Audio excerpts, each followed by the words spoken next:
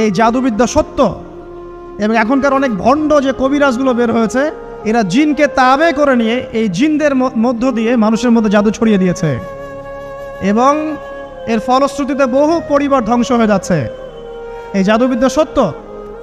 আরও একটা জিনিস সত্য, নবী সাল্লাল্লাহু আলাইহি ওয়াসাল্লাম বলেছেন ইন্না আইনাল হক, চোখের নজর সত্য। নবী করিম সাল্লাল্লাহু আলাইহি ওয়াসাল্লাম বলেছেন চোখের বদনজর সত্য। এই যে আমরা বলি ফেসবুকে এত বেশি ছবি দিয়েন না ভাই, ছবি তুলেন না, ছবি তুলেন না, বারবার যে বলি নিষেধ করি, কারণ কি জানেন? একটাই কারণ, বিকজ চোখ লাগাটা সত্য। মানুষের চোখ লাগে, এই কথা শুনলে অনেক মজুমদাররা হাসবে না? কথা বুঝতে পারেন নাই? কিন্তু এটা সত্য, কারণ নবী করিম সাল্লাল্লাহু আলাইহি ওয়াসাল্লাম যা বলেছেন সাদাকাল্লাহু ওয়া সাদাকা রাসূলুহুল কারীম, নবী যা বলেছেন, আল্লাহ যা বলেছেন চিরায়ত সত্য। এর বাইরে কোনো সত্য আছে? আচ্ছা দেখেন, আমি বললাম যে জাদুবিদ্যা সত্য। এই জাদুবিদ্যার চর্চা মানুষ করে, এখনও করে, এবং এই জাদু দিয়ে মানুষের ক্ষতি করার জন্য জিনের প্রয়োজন হয়, দুষ্ট জিন। এই জিনগুলোকে মানুষ তাবে করে মানুষের ক্ষতি করার চেষ্টা করে। দেখবেন এখন গ্রামে গঞ্জে শহরে সব জায়গায় ছড়িয়ে পড়েছে না?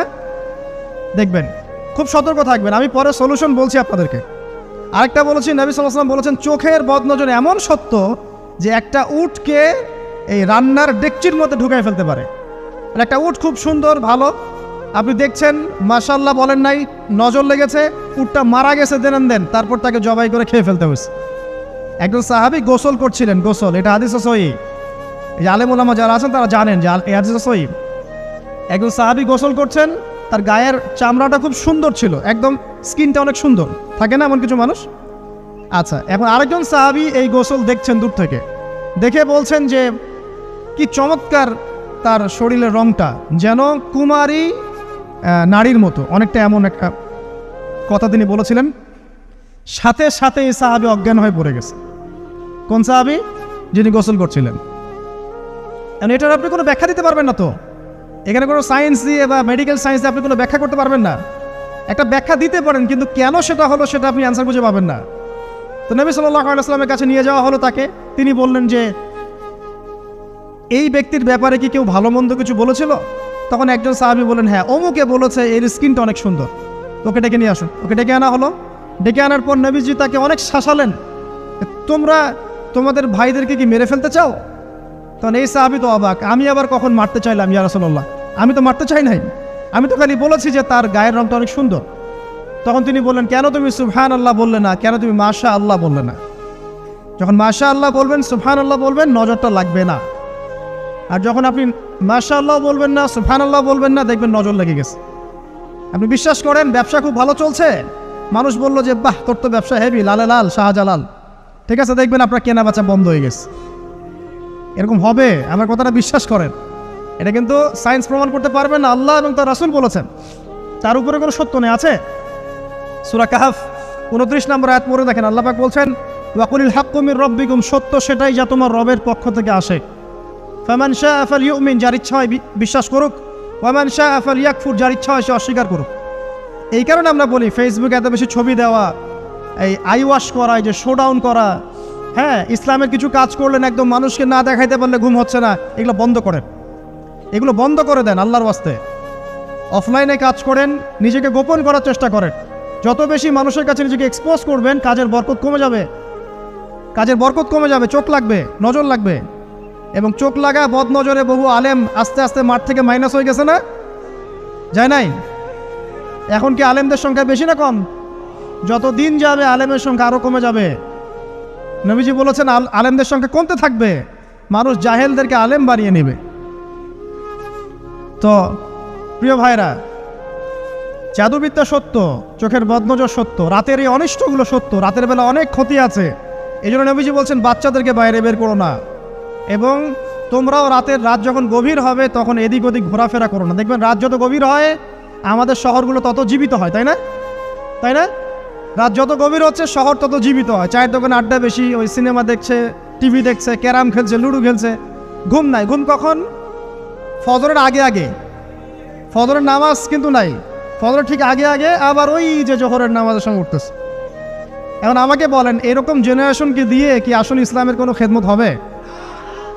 আচ্ছা, নবীজি রাতের বেলা আর্লি ঘুমাতেন, আল্লাহ পাক আমাদের সবাইকে তাড়াতাড়ি ঘুমানোর তৌফিক দান করুন। হ্যাঁ, আপনি ইলিম চর্চা করলে রাত জেগে থাকতে পারেন, আপনি যদি জ্ঞান চর্চা করেন রাত জাগতে পারেন, আপনি কোনো গবেষণা করছেন, নামাজ পড়ছেন বা কোরআন হেফজ করছেন, আপনি রাতের আর্লি উঠবেন, এটা আলাদা বিষয়। কিন্তু কমনভাবে আমাদের এই যে ফেসবুক, ইউটিউবিং ইত্যাদিতে আমরা লিপ্ত থাকি, সারা রাতটা কাটাই আড্ডাবাজি করে, এগুলো বন্ধ করতে হবে। এগুলো বন্ধ না করলে ফিজিক্যালি আমরা মানে সুস্বাস্থ্যের অধিকারী হতে পারবো না। সারা দিনটা আমাদের একটা কি বলবো অলসতার ভাবে যাবে এবং দিনের বেলা কাজগুলো ব্যাহত হবে। এতে করে আমাদের উম্মার এই পুরো বড় যে তরুণ প্রজন্ম আছে এদেরকে আপনি সম্পদে পরিণত করতে পারবেন না। তাই এই সিস্টেমটা চেঞ্জ করা দরকার। নবীজি রাতের বেলা এই সূরা বাকারার শেষে 3টা আয়াত তেলাওয়াত করতেন, আমরা করবো ইনশাআল্লাহ।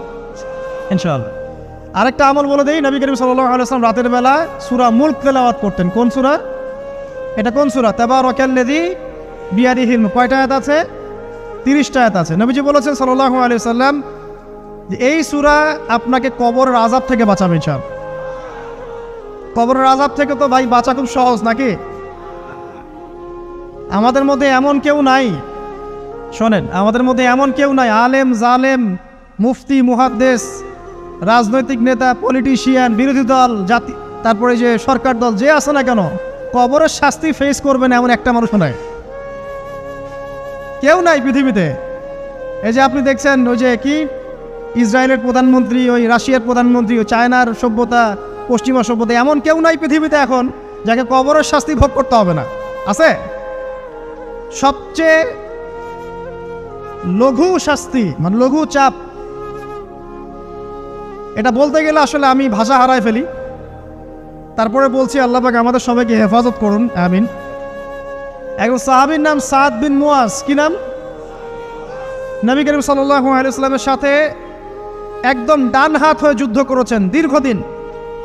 বদর তিনি বীর সেনা, উহুদের বীর সেনা, ঠিক আছে। খন্দকের যুদ্ধেও বীর বিক্রমে যুদ্ধ করেছেন। তিনি আনসার সাহাবী, একদম মদিনার নেতা সাহাবী। সব সাহাবী কিন্তু একরকম নন, কেউ ছিলেন নেতৃস্থানীয় সাহাবী, তিনি ছিলেন একজন নেতৃস্থানীয় সাহাবী, ঠিক আছে। সাদ বিন মুয়াজ নবী করিম সাল্লাল্লাহু আলাইহি ওয়াসাল্লাম এত ভালোবাসতেন তাকে, এত ভালোবাসতেন যে তাকে নিজের মনে করতেন যে সাদ বিন মুয়াজ আনসাররা আমার নিজের। চারটাখানি কথা। এই সাহাবীর খন্দকের যুদ্ধে এই যে হাতের এই দিকে সম্ভবত হাতের এই রগের মধ্যে একটা তীর এসে লাগে এখানে, এবং তীরটা তিনি বের করতে গিয়ে রক্তটা ছিঁড়ে যায়। এরপর ফিনকি দিয়ে রক্ত বের হওয়া শুরু হয়। চিকিৎসা করে করে রক্ত বন্ধ করা যায় নাই, এবং এই রক্তের প্রবাহিত রক্তেই আল্লাহর ইচ্ছায় তিনি শাহাদাত বরণ করেন, তিনি ইন্তেকাল করেন। নবী করিম সাল্লাল্লাহু আলাইহি ওয়াসাল্লাম প্রচণ্ড ব্যথিত হন, মানে মনটা তার খুব নরম হয়ে যায় সাদ বিন মুয়াজ রাদিয়াল্লাহু আনহুর জন্য। তো এই সাহাবীর যখন জানাজার নামাজ পড়ানো হচ্ছে, নবীজি বলছেন 70,000 ফেরেশতা তার নামাজে অংশ নিয়েছে। আর এই সাহাবীকে যখন কবরে শোয়ানো হয়েছে, নবী করিম সাল্লাল্লাহু আলাইহি ওয়াসাল্লাম পরে জানিয়েছেন কবরের যে মৃদু চাপ, সাদ বিন মুয়াজ রাদিয়াল্লাহু আনহুর কবরেও সেই মৃদু চাপ দেওয়া হয়েছে। আমি কি বুঝাতে পারলাম ভাই? আমাদের কোনো দাম আছে এখনকার পলিটিশিয়ানদের কোনো দাম আছে? এখনকার সমাজ নেতার কোনো দাম আছে? এখনকার সুদখোরদের কোনো দাম আছে? এই ঘুষখোর দুর্নীতিবাজদের কোনো দাম আছে? আমরা যারা কাঠমোল্লা হয়ে আছি আমাদের কোনো দাম আছে? সাদ বিন মুয়াজ রাদিয়াল্লাহু আনহু যদি কবরের শাস্তি তাকে না ছাড়ে, প্রশ্নোত্তর পর্ব তাকে না ছাড়ে, আমরা পার পাবো? নবী করিম সাল্লাল্লাহু আলাইহি ওয়াসাল্লাম বলছেন সূরা মুলক তেলাওয়াত করো রাতের বেলা, ইনশাআল্লাহ সূরা মুলকের তেলাওয়াত কবরের আযাব থেকে তোমাকে বাঁচান। আর আমাদের তো ভাই কবরে সবাই সাথে যাবে না, গার্লফ্রেন্ড যাবে না, বাপ মা ভাই বোন সবাই যাবে না। একজন ব্যক্তি সুদ খাচ্ছে, জিজ্ঞাসা করে দেখেন কেন খায়, বলবে তার সন্তানের জন্য খায়, তার বউয়ের জন্য খায়, তার মা বাবাকে দেখতে হবে তাই খায়, তাই না? একজন ব্যক্তি ঘুষ খায়, বলবে আমার পরিবারের জন্য খাই। একজন দুর্নীতি করছে, পুকুর চুরি করছে, বলবে দুর্নীতি করছে আমার পরিবারের জন্য খাই, পরিবার ভালো থাকবে। সবার একই এক্সকিউজ যে পরিবার যেন ভালো থাকে, আমার সন্তানরা যেন ভালো থাকে, আগামী প্রজন্মের জন্য কিছু রেখে যেতে পারি, তাই না? এরকম একটা মানুষও কি আপনার সাথে কবরে যাবে? তাহলে এই বোকা মানুষ কেন বোঝে না যে আপনার কবরে আপনাকেই যেতে হবে? তাহলে আপনি কি কারণে অন্যের কারণে নিজের পরকাল নষ্ট করছেন? অন্যের সুখের জন্য আপনি আপনার পরকাল নষ্ট করছেন। সুদ খাচ্ছেন, দিব্যি মায়ের সাথে জেনা করছেন। আপনাদের এলাকায় নাকি সুদের সমস্যা অনেক বেশি।